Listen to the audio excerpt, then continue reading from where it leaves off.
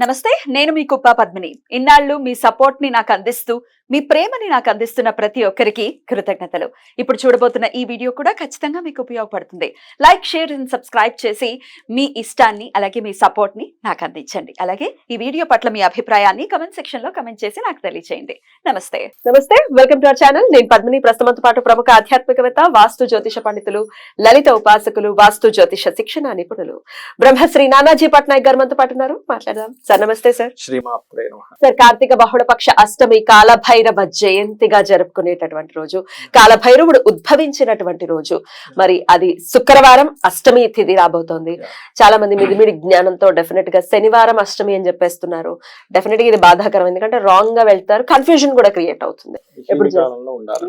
Definitely తెలిసిన వాళ్ళైతే ఖచ్చితంగా చెప్తారు, నిషేధి కాలంలో అష్టమి ఖచ్చితంగా ఉన్న రోజునే కాలభైరవ పూజ మనం చేసుకుంటూ ఉంటాం.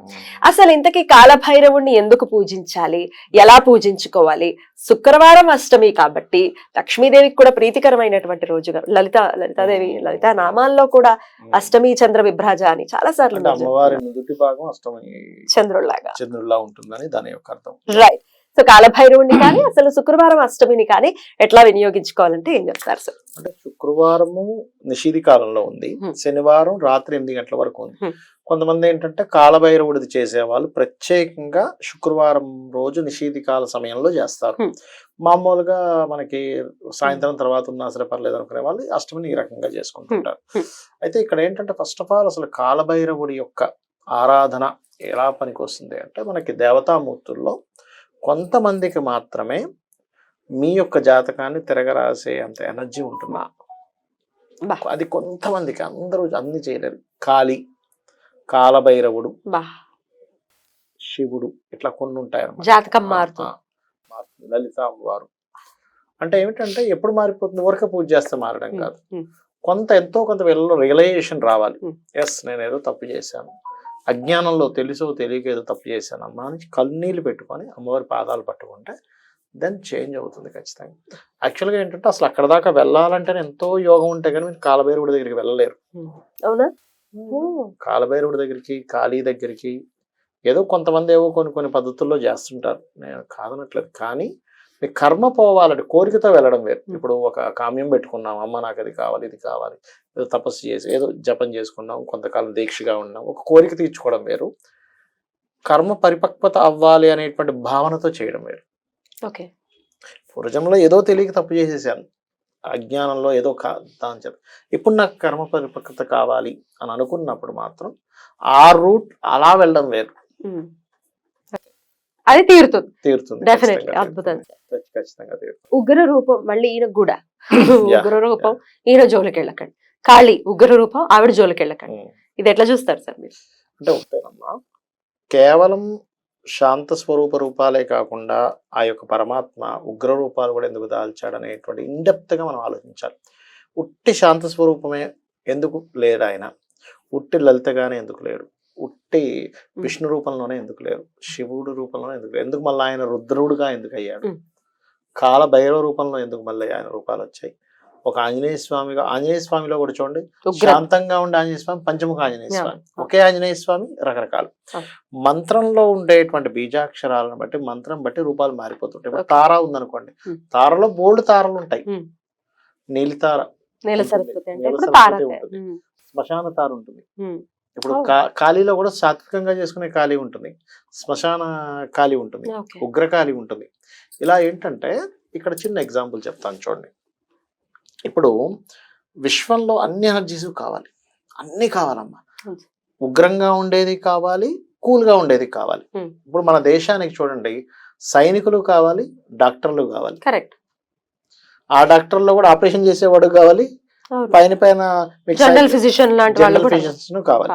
ఏమంటే అమ్మో ఆపరేషన్ చేసే వాళ్ళు, ఎందుకంటే వాళ్ళు కత్తులు కటార్లు పట్టుకుని వాళ్ళు ఉగ్రులు, అమ్మో వాళ్ళ జోలికి వెళ్ళకూడదు అంటావా? మనమే డబ్బులు ఇచ్చి మరి బాబు కోసేయండి. మిలిటరీ వాళ్ళ దగ్గర పోలీసుల దగ్గర మిలిటరీ వాళ్ళ దగ్గర గన్నులు ఉంటాయండి, వాళ్ళ జోలికి వెళ్ళకూడదు అని మనం అంటావా? మనల్ని కాల్చరు కదా. మనల్ని కాల్చరు. ఎవరికి ఉగ్రం? శత్రువుకి ఉగ్రం, మనకు ఉగ్రం కాదు. ఇప్పుడు తల్లి ఉందమ్మా, తల్లి కోపంగా ఉంది, బిడ్డేం భయపడ్డు, Yeah. ఒక కోడి చూడండి, ఒక గెద్దో ఏదో వస్తున్నప్పుడు ఇలా కోపంగా ఉండదు, పిల్లలు భయపడతాయా? భయపడవు, ఇంకా దగ్గరకు వస్తాయి. ఇంకా దగ్గరికి వస్తాయి. అవును, అవును. అంటే ఆ ఉగ్ర రూపాన్ని మనం కాదు భయపడాల్సింది, మన పైన ఏదైనా నెగటివ్ ఎనర్జీ వచ్చినప్పుడు ఆ నెగటివ్ ఎనర్జీ భయపడడం కోసం ఆవిడ ఉగ్ర రూపం దాల్చింది. Right. మనం భయపడిపోయి గజ గజ వణికిపోయి అమ్మ ఉగ్ర రూపం ఇంట్లో ఉండకూడదు, అది కాదు. అయితే ఉగ్ర రూపం చేసేటప్పుడు గురువుల సమక్షంలో దానికంటూ ఒక పద్ధతి ఉంటుంది. ఎందుకు అంటే చెప్తా చూడండి. ఇప్పుడు మనకి దేవతల కంటే కూడా పితృదేవతలు చేసేటప్పుడు కాస్త జాగ్రత్తగా చేయాలండి, శ్రద్ధగా చేయాలండి అంటాం. వీళ్ళు ఒప్పుకుంటారేమో కానీ వాళ్ళు ఒప్పుకోరంటాం కదా. అలాగే ఉగ్రరూప సంబంధించిన కూడా చేసేటప్పుడు ఏంటంటే చాలా నిష్టగా చేయాలి, ఫలితము అలాగే ఇస్తాయి అవి. నిష్ట కూడా అలా, నిష్ట అలా ఉండాలన్నమాట. అంటే ఎక్కడ వీళ్ళు నిష్ట సరిగ్గా చేయకుండా పిచ్చి పిచ్చిగా చేస్తారేమో అనే భయంతో అయ్యా నువ్వు గురువు దగ్గర గురుముఖంగా తెలుసుకొని చెయ్యు చెప్పడం అని చెప్తుంటారు. గురుముఖంగా తెలుసుకొని చేయు, దానికంటూ ఒక ప్రత్యేకంగా దీక్షలా చేయాలి, దానికంటూ ప్రత్యేకంగా రూమ్ పెట్టుకోవాలి, దానికంటూ ఎంతో నిష్టగా చేయాలి. పిచ్చి పిచ్చిగా నువ్వు తిరిగి చేస్తానంటే కాదు. ఇది సాత్వికం అనుకోండి అమ్మా, సరే నాకు కొంచెం సేపు ఏదో నాకు ఏదో తినాలనిపించింది తినేసినా ఏం కాదు, అలా కాదు. ఇందులో మళ్ళీ వామాచారం ఉంటుంది, దక్షిణాచారం ఉంటుంది, కౌలాచారం ఉంటుంది. నువ్వు దక్షిణాచారంలో చేయడం వేరు, వామాచారం చేయడం వేరు. వామాచార పద్ధతుల్లోకి వెళ్ళిన వ్యక్తి వేరే రకంగా చేస్తాడు, కౌలాచారం ఇంకా తీవ్రంగా ఉంటుంది, అది ఇంకా నెక్స్ట్ లెవెల్. ఇంకా దక్షిణాచారం మనం చేసేదంతా దక్షిణం. అంటే ఏమిటంటే నువ్వు అలా చేయాలి అని అనుకుంటే ఇప్పుడు ఏం లేదమ్మా, సింపుల్. నువ్వు రోడ్డు మీద మామూలుగా నడవడం వేరు, తాడు మీద నడవడం వేరు. దానికంటే ఒక ప్రాక్టీస్ కావాలి, గురువు ప్రాక్టీస్ అన్ని ఉండాలి. నువ్వు వాడు నడుస్తున్నాడు, నేను ఏం నడుస్తానంటే, సర్కస్ లో ఒక అతను పులి నాడిస్తున్నా నేను నాడిస్తానంటే కుదరదు కదా. అంటే ఏమి లేదు, అందరినీ మీరు పూజ చేయొచ్చు ఖచ్చితంగా. మీరు వారాహి చేసుకోవచ్చు, కాళీ చేసుకోవచ్చు, సాత్వికము చేసుకోవచ్చు, ఇలా ఉండే ఉగ్ర రూపాలు చేయొచ్చు. కానీ నేనేమంటానంటే దానికంటూ పద్ధతి తెలుసుకొని చేయండి. అందరూ కారు నడిపిస్తున్నారు కదా, కారు రానుడు కారు స్టార్ట్ చేసేస్తారంటే అలాని కారు ఆ వ్యక్తి నడపకూడదని కాదు అక్కడ అర్థం, నేర్చుకుని నడపాలి. ఇది అర్థం చేసుకోవాలి, అంతేగాని అసలు చేయకూడదని లేదు అక్కడ కాన్సెప్ట్. చక్కగా చేసుకోవచ్చు. ఇంకోటి ఏంటంటే ఈ కులం వారి మతం వారి చేయాలని రూల్ లేదు. వస్తున్నాయి. ఎందుకంటే అమ్మా ఇప్పుడు నేను చూస్తుంటాను కదా, చాలా మంది మంత్ర దీక్ష తీసుకున్న వాళ్ళల్లో, అంటే కులమతాల గురించి ఎక్కడ నేను తక్కువ చేసి మాట్లాడట్లేదు, అసలు ఏమీ తెలియనటువంటి ఒక పామరుడులా ఉండేటువంటి వ్యక్తి దీక్షగా చేసి దేవతా దర్శనం చేసుకున్న వాళ్ళు, బ్రాహ్మణులో పుట్టి కూడా వాళ్ళు శ్రద్ధ లేకుండా చేయడం వల్ల ఎన్ని సంవత్సరాలు చేసినా కనబడరు. ఎందుకు చెప్తున్నానంటే ఈ మాట, దేవతకి కులమతాలతో సంబంధం లేదు, భక్తితోనే సంబంధం, భక్తే. అట్లాగే అదే దేవతకి అతను ఉగ్ర రూపంలో ఉన్నాడా శాంత రూపంలో ఉన్నాడా, నా దగ్గర రావచ్చా రాకూడదా అని బిడ్డని అట్లా ఎక్కడ చేయదు. కాకపోతే నువ్వు పద్ధతి తెలుసుకొని చేయాలి, పద్ధతి తెలుసుకొని చేసుకోకుండా వెళ్ళకూడదు అంటా నేను, అంతే, అంతకు మించి ఏం లేదు. కాలభైరవుడి దగ్గరికి వస్తాయి. మరి ఏం చేసుకోవాలి సార్?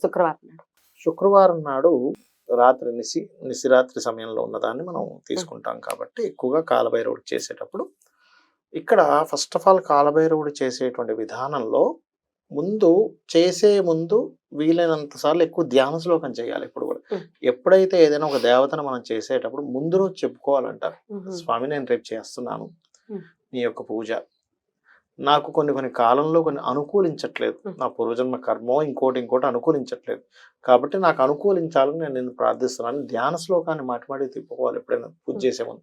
ఎప్పుడైతే మనం ధ్యాన శ్లోకాన్ని పదే మనం చేస్తున్నామో, ధ్యానం అంటే ఫస్ట్ దేవత కంటే ముందు దేవతా గణాలు మనకు దగ్గరికి వస్తాయి, అప్పుడు మీరు చేసేటువంటి పూజ వల్ల ఫలితం ఉంటుంది. సర్వసాధారణంగా పంచోపచార పూజ చేస్తారు, ఏదైనా మూలమంత్రం ఉంటే మూలమంత్రాన్ని జపం చేసుకోవడం, అండ్ అదేవిధంగా అంటే రకరకాల పద్ధతులు చేస్తారు.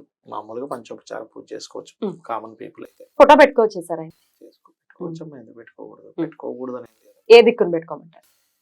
చాలా మంది ఏంటంటే నార్త్ సైడ్ వాళ్ళు సౌత్ సైడ్ పెట్టుకుంటారు, నార్త్ వాళ్ళంతా కూడా, ఎందుకంటే శక్తి దేవతలు కదా, అందుకని అటు సైడ్ పెట్టుకుంటారు యాక్చువల్గా. బట్ మామూలుగా మనం ఈస్ట్ వైపు పెట్టుకుని కూడా చేసుకోవచ్చు, సాత్వికంగా చేసుకునేటువంటి వారు. ఫోటో లేదు అంటే ఈశ్వరుడికి చేసుకోవచ్చు,